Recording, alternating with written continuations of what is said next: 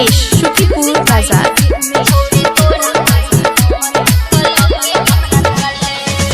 शादी के हमर चलै छ ई बात रे, अच्छा बजे तो फिक्स छूट जेतो साथ रे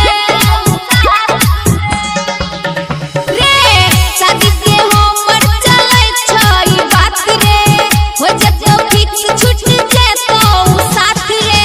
दिल पे अपना तू हाथ धो ले, दिल पे अपना तू हाथ धो ले।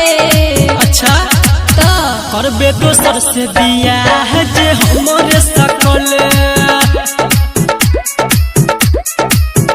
छौड़ी माय बाबू से अपना परमिशन तुलल बिना दहेज बियाह तू हमरे सकल छोरे तोरा में हिम्मत तलक के हमरा चले।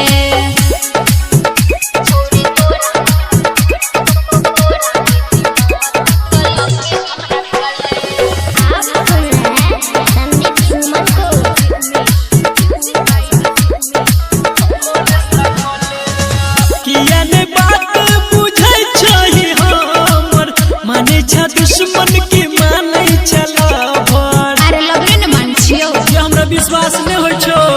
तोरा सब करे खातिर हमर शादी रे, घर में नहीं होय छै सुने कोई राजी रे। टेंशन से हमर रोता देह गाले, टेंशन से हमर रोता देह गाले। बुझै छो हम करबे दोसर से बियाह जे हमरे सकले गे छौड़ी माय बाबू से अपना परमिशन तुलल बिना दहेज बियाह तू हमरे सकले।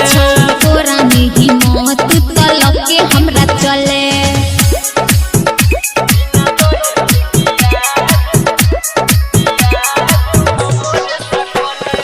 Music by DJ Umesh Shukipur बाजार।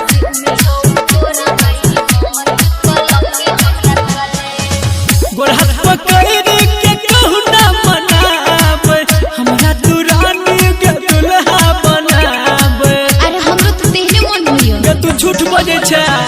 राइटर जी के सी सुनील के दो के साज अरे। अच्छा देवो में संदीप सुमन तोरा माज अरे। की आगे आरती के समझे तुझे भले, आरती के समझे तुझे भले।